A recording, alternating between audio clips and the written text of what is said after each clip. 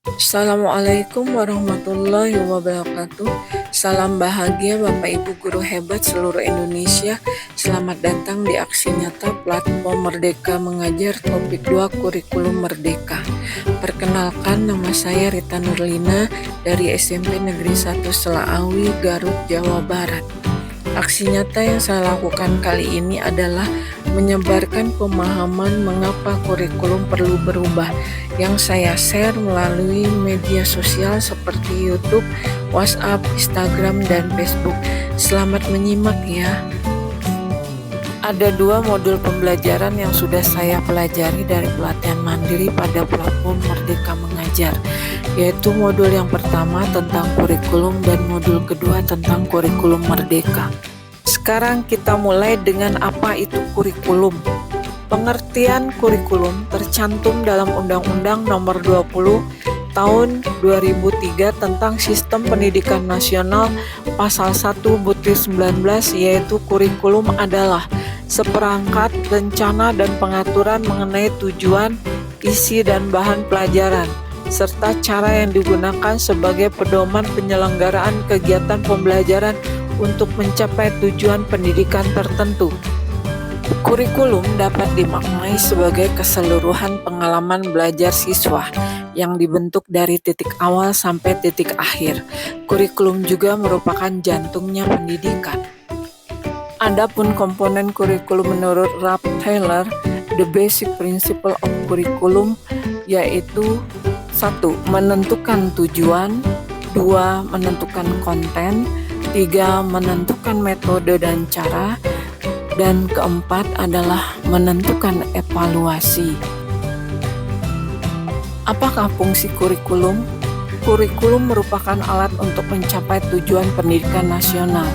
Kurikulum merupakan pedoman guru dan siswa agar terlaksananya proses belajar mengajar dengan baik dalam rangka mencapai tujuan pendidikan. Mengapa kurikulum perlu berubah? Kurikulum perlu berubah karena 1. Agar relevan dengan perkembangan zaman, 2. Agar dapat memenuhi kebutuhan belajar murid, dan ketiga, agar dapat menyiapkan generasi masa depan yang visioner dan mampu memandang ke depan. Selanjutnya, mengapa kurikulum perlu dirubah? Saat ini berbagai isu baru atau kekinian yang menuntut satuan pendidikan menyiapkan kurikulum yang membantu murid untuk menghadapi dunia yang penuh tantangan. Contohnya, adanya perubahan iklim global, adanya teknologi lokal, adanya industri multinasional, dan juga adanya transformasi budaya. Bagaimana seharusnya kurikulum? Kurikulum yang baik adalah kurikulum yang sesuai dengan zamannya, mampu beradaptasi demi membangun kompetensi sesuai kebutuhan murid. Kurikulum haruslah bersifat dinamis, yaitu terus dikembangkan sesuai konteks dan karakteristik murid demi membangun kompetensi sesuai kebutuhan mereka kini dan di masa depan. Seperti ungkapan Ki Hajar Dewantara, pendidikan adalah menuntun kekuatan kodrat yang ada pada anak-anak agar mereka dapat mencapai keselamatan dan kebahagiaan yang setinggi-tingginya, baik sebagai manusia maupun anggota masyarakat.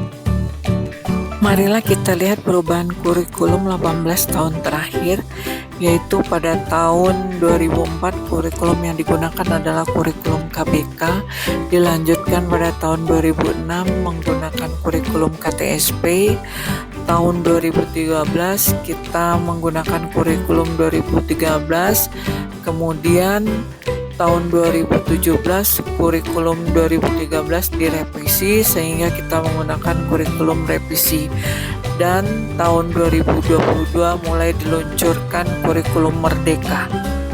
Karena sekarang kita sudah memasuki kurikulum merdeka, maka muncullah pertanyaan bagaimana mengadaptasi kurikulum. Untuk mengadaptasi kurikulum, kita harus melihat di mana sekolah kita berada dan perubahan apa saja yang ada di lingkungan sekitar kita. Hal inilah yang menjadi alasan kita untuk mengadaptasi kurikulum ke dalam kurikulum operasi satuan pendidikan.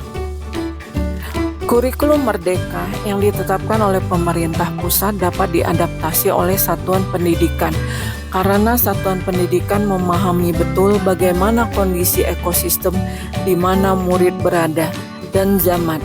Bagaimana murid dididik agar kurikulum yang digunakan relevan dengan kebutuhan murid dan terwujudnya pembelajaran bermakna. Kurikulum yang diadaptasi disebut dengan KOSP atau yang disebut dengan Kurikulum Operasional Satuan Pendidikan. Dokumen KOSP dibuat dengan disesuaikan kepada karakter dan kebutuhan peserta didik, keadaan kontekstual dan kebutuhan satuan pendidikan, guna mencapai tujuan pembelajaran dan menciptakan peserta didik yang berkembang sesuai dengan zamannya.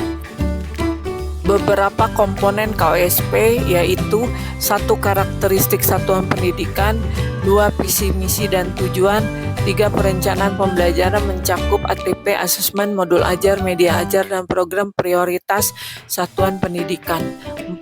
Pengorganisasian pembelajaran mencakup muatan kurikulum, beban belajar, program intrakurikuler, ekstrakurikuler, dan proyek penguatan profil Pancasila.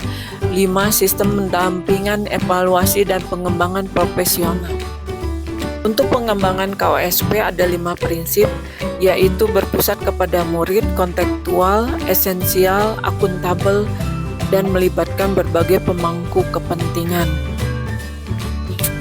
Kurikulum Merdeka sudah diluncurkan sejak tahun 2022, di mana kurikulum Merdeka adalah kurikulum yang bertujuan untuk memberikan keleluasaan pada pendidik untuk menciptakan pembelajaran berkualitas yang sesuai dengan kebutuhan dan lingkungan belajar peserta didik. Sedangkan karakteristik kurikulum Merdeka yaitu pengembangan soft skill dan karakter melalui proyek penguatan profil Pancasila, fokus pada materi esensial dan pembelajaran yang fleksibel. Selanjutnya kita melihat kerangka dasar kurikulum Merdeka yang mencakup 1. Tujuan pendidikan nasional, 2. Profil pelajar Pancasila, 3. Struktur kurikulum, 4. Prinsip pembelajaran dan asesmen, serta 5. Capaian pembelajaran. Salah satu kerangka dasar kurikulum Merdeka adalah capaian pembelajaran. Apa yang dimaksud dengan capaian pembelajaran pada kurikulum Merdeka?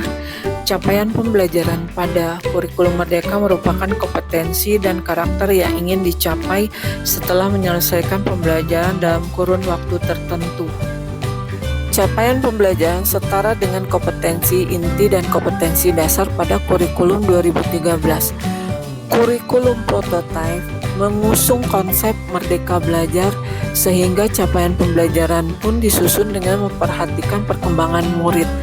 Capaian pembelajaran juga dirancang berdasarkan fase bukan bertahap. Kita lanjutkan. Ada sebuah pertanyaan, apakah ada hubungan atau kaitan kompetensi capaian pembelajaran dengan terwujudnya profil pelajar Pancasila? Untuk menjawab ini, marilah kita memahami terlebih dahulu tentang profil pelajar Pancasila.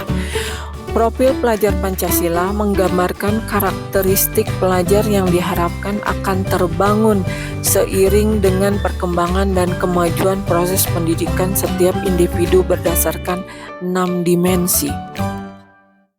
Adapun 6 dimensi dari profil pelajar Pancasila yaitu 1. Beriman, bertakwa kepada Tuhan Yang Maha Esa dan berakhlak mulia. Yang kedua, mandiri, 3. Bernalar kritis, 4. Kreatif, 5. Bergotong royong, dan 6. Berkebinekaan global. Profil pelajar Pancasila merupakan karakter dan kompetensi yang menjadi fokus sistem pendidikan nasional. Untuk membangun ke-6 dimensi tersebut, satuan pendidikan harus memastikan bahwa kegiatan dan pengalaman belajar terkait dengan ke-6 dimensi tersebut yang kemudian diturunkan ke dalam capaian pembelajaran menjadi alur tujuan pembelajaran dan modul ajar. Pembelajaran dengan paradigma baru merupakan upaya menumbuhkan pembelajar sepanjang hayat yang sesuai dengan profil pelajar Pancasila.